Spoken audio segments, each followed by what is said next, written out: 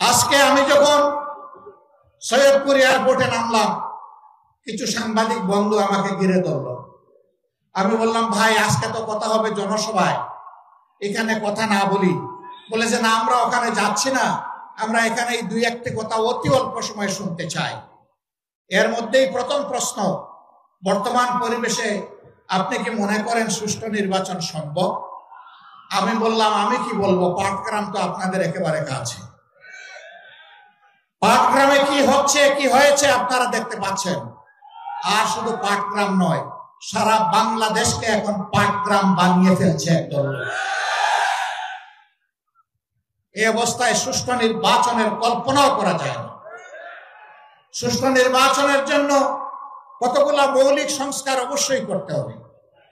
আমরা সেই সংস্কারগুলোর কথা বলেছি।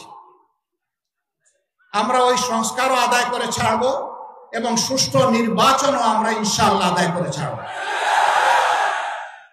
কেউ যদি আওয়ামী ফ্যাসিবাদ আমলের নির্বাচনের স্বপ্ন দেখে থাকেন, আমরা বলবো মহান আল্লাহর সাহায্যে আমরা সেই স্বপ্নকে দুঃস্বপ্নে পরিণত করবো ইনশাআল্লাহ।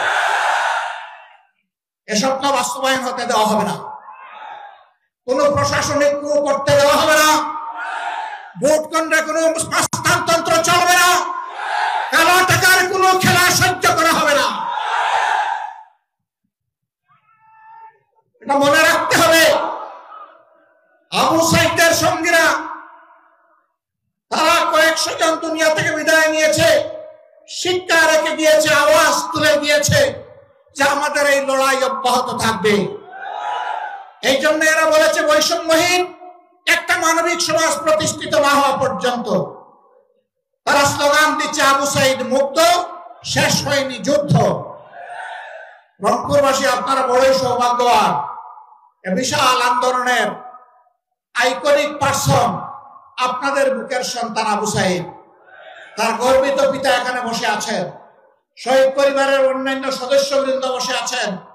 আমরা মহান দরবারে, মহান রব্বে কারিমের দরবারে নত শিরে শুকরিয়া আদায় করি, আল্লাহর দরবারে দোয়া করি এই পরিবারগুলোর নিরাপত্তার দায়িত্ব আল্লাহ যেন গ্রহণ করেন। এই পরিবারগুলোকে আল্লাহ তাআলা দুনিয়া আখিরাতে যেন সম্মানিত করেন। এই পরিবারের সদস্যরা লড়াইয়ের যে সবক, যে শিক্ষা এই জাতিকে শিখিয়ে গেছে, আমরা যেন বুকে ধারণ করে মানবতার মুক্তির জন্য সেই লড়াই চালিয়ে যেতে পারি। আবু সাইদের সঙ্গীরা, তোমরা জেগে উঠো আরেকবার। তোমরা বৈষম্যহীন সমাজের জন্য লড়াই করেছিলে। আমরা তোমাদের জন্যই একটা নিরাপদ বাংলাদেশ মহান আল্লাহর সাহায্য নিয়ে গড়ে রেখে যেতে চাই। যুবকদের হাতগুলো সামনে যেন মজবুত থাকে। নির্বাচনের সময় কেউ যেন কোনো অপকর্ম করার সুযোগ না পায়। জনগণের ন্যায্য ভোটে যারাই নির্বাচিত হবে, বাংলাদেশ জামাতে ইসলামী তাদেরকে অভিনন্দন জানানোর জন্য এখন থেকে প্রস্তুত।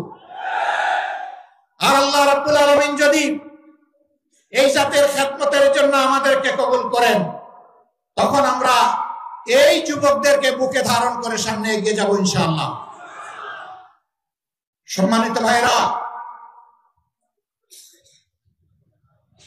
আমরা এমন একটি সমাজের স্বপ্ন দেখি যেই সমাজ আমাদের শহীদ সন্তানদের স্বপ্ন বাস্তবায়ন করবে। যেই সমাজে কোনো বৈষম্য থাকবে না, যেই সমাজে জাতে পাতে ধর্মে দলে কোনো বিভক্তি থাকবে না, যেই সমাজে দেশটাকে জাতিটাকে ভাগ করা হবে না, গোটা জাতিকে ঐক্যবদ্ধ করে দল মত জাতি ধর্ম নির্বিশেষে আমরা সামনের দিকে এগিয়ে যাব। যারা সংখ্যালঘু নির্যাতন বলে মায়া কান্না করেছিল, আমি মহান রবকে সাক্ষী রেখে বলছি, সংখ্যালঘুদের সম্পদ এরাই ডাকাতি করেছে। আমরা এই দেশে সংখ্যাগুরু মানি না।